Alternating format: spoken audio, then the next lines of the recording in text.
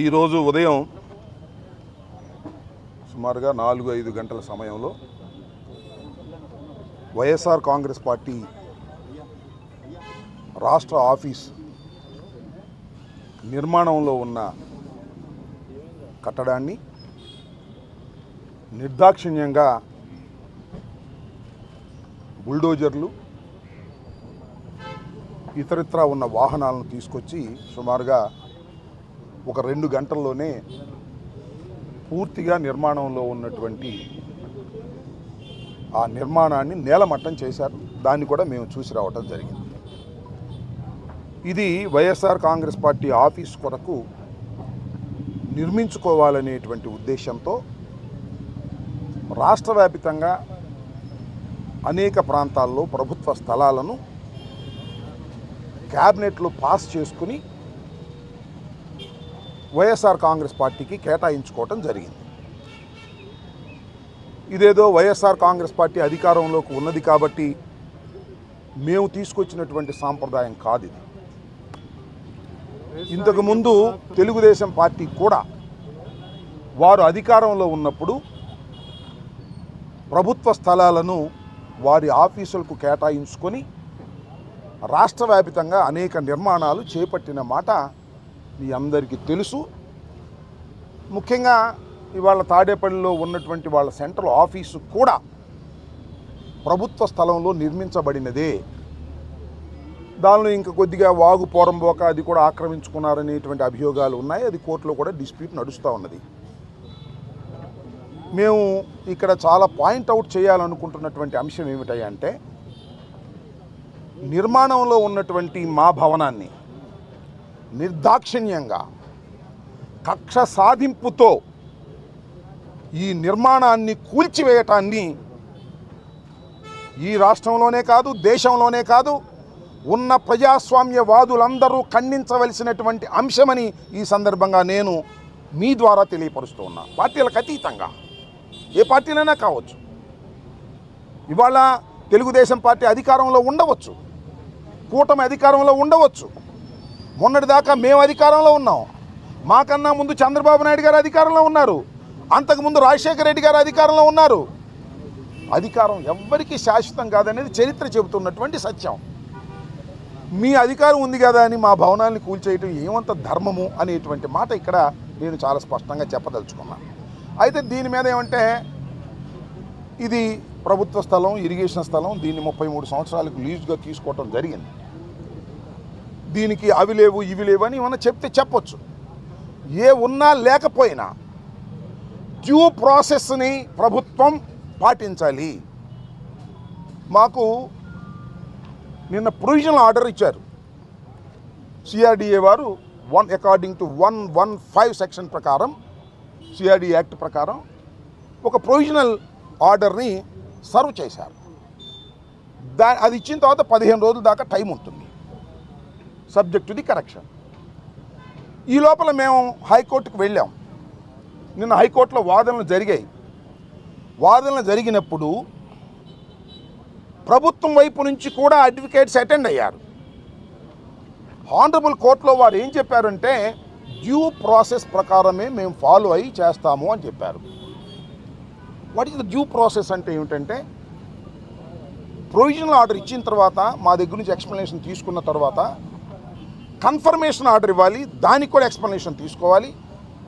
అది కూడా అయిన తర్వాత ట్రిబ్యునల్కి కూడా మాకు వెళ్ళే ఛాన్స్ ఉంది. అన్ని చట్టబద్ధమైనటువంటి అన్ని మార్గాలు మూసుకుపోయిన తర్వాత then they will take action. But కానీ ఇవాళ శనివారం, రేపు ఆదివారం, ఇవాళ తెల్లారగట్ట మళ్ళీ మేము కోర్టుకు వెళ్ళే అవకాశం లేదు. ఛాన్స్ తీసుకుని పగలగొట్టేశారు.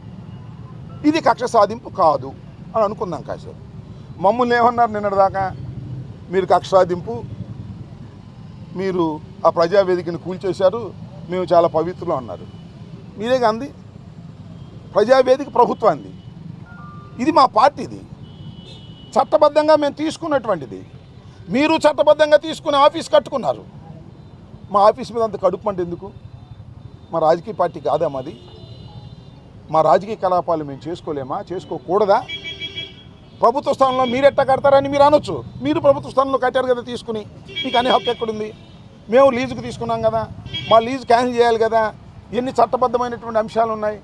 ఇవన్నీ వదిలేసి కక్షపూరితంగా మీరు ఇవాళ వైఎస్ఆర్ కాంగ్రెస్ పార్టీకి సంబంధించినటువంటి, మాకు ఇవాళ 11 రావచ్చు, ఒకప్పుడు 151 వచ్చాయి, అయినా మాకు 40% ఆఫ్ ది షేర్ ఉంది వాళ్ళ రాష్ట్రంలో. మా రాజకీయ పక్షానికి ఎందుకు ఈ కడుపు మంట? ఇది ధర్మమేనా? నారా చంద్రబాబు నాయుడు గారు ఆలోచించాలి. ముఖ్యమంత్రిగా 4వసారి మీరు ప్రమాణ స్వీకారం చేశారు, చట్టబద్ధమైన పరిపాలన చేస్తామన్నారు, కక్ష సాధింపులు ఉండవన్నారు. What is this? ధర్మమేనా? ప్రజలు క్షమిస్తారా? ప్రజలు ఆలోచించాలని మనవి చేస్తున్నా. ప్రజలందరూ ఆలోచించవలసినటువంటి అవసరం ఏర్పడింది. ప్రభుత్వం అనాలైందండి వచ్చి 4వ తారీఖు రిజల్ట్స్ వచ్చాయి. ఎన్ని రోజులు అయింది? ఇప్పటికి 16 రోజులు 17 రోజులు అయింది. మీ మంత్రివర్గం ప్రమాణ స్వీకారం అయ్యింది, శాఖలు కూడా పూర్తిగా అందరూ సెటిల్ కాలేదు. పోనీ మీరు ఇచ్చిన సూపర్ 6 సూపర్ 7 వాగ్దానాలు ఇంకా అమల్లోకి రాలేదు. వాగ్దానాలు అమలు రాకముందే, ప్రజా పరిపాలన చేయకముందే మీరు విధ్వంసానికి పాల్పడుతున్నారంటే దేనికి మీరు ప్రాముఖ్యత ఇస్తున్నారు? దేని గురించి మీరు ఆలోచన చేస్తున్నారు? ప్రజలు గమనించలేరా అని అడుగుతాను. ఇది ధర్మం కాదు, ఇది దుర్మార్గం. ఈ దుర్మార్గాన్ని ప్రజాస్వామ్యంలో ఏ రాజకీయ పక్షాలు క్షమించకూడదని మీ ద్వారా వారికి నేను విజ్ఞప్తి చేస్తున్నాను.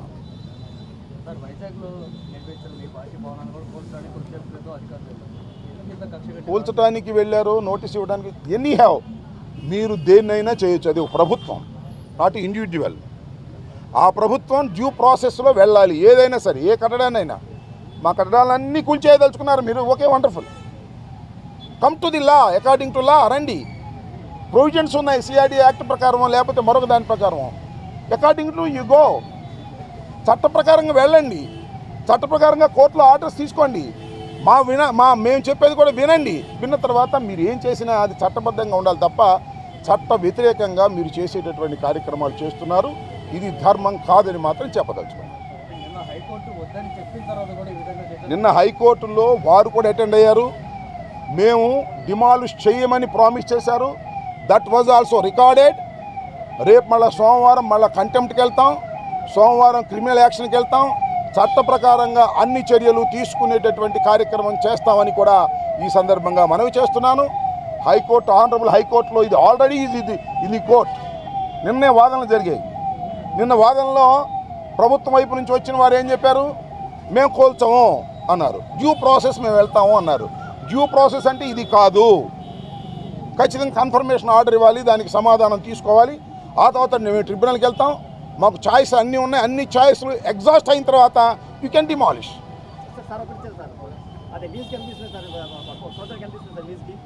అది నాకు డీటెయిల్స్ నాకు ఇప్పుడు గుర్తులేదు, చెప్తాను. అదే ఒక్క నిమిషం 1000 రూపాయలకి తీసుకున్నామా? నా దగ్గర దానికి డీటెయిల్స్ లేవు. 1000 రూపాయలకి తీసుకున్నామా, 1,00,000 రూపాయలకి తీసుకున్నా, that is a different matter. That was leased. అదంతా వాళ్ళు తీసుకున్నారు కదా తమ్ముడు, వాళ్ళు తీసుకున్నారుగా. అప్పుడు కూడా అడిగా, ఇప్పుడు అడిగా, మంచిదే, నేను కాదంటలా. That is not the issue here. That is not the issue. ఈ కోల్చడం అనేది ఇష్యూ. మేము తీసుకోవడం తప్ప రైటా, that is a different matter. That will challenge it before the court. There is no problem at all. What I want to say, ఇవాళ కూల్చివేత చట్టబద్ధంగా జరగలేదు, డ్యూ ప్రాసెస్ ప్రకారం జరగలేదు, ఒక కక్ష సాధింపుగా జరిగిందనేది నా ఆరోపణ. అవునో కాదో రాష్ట్ర ప్రజలు ఆలోచించండి.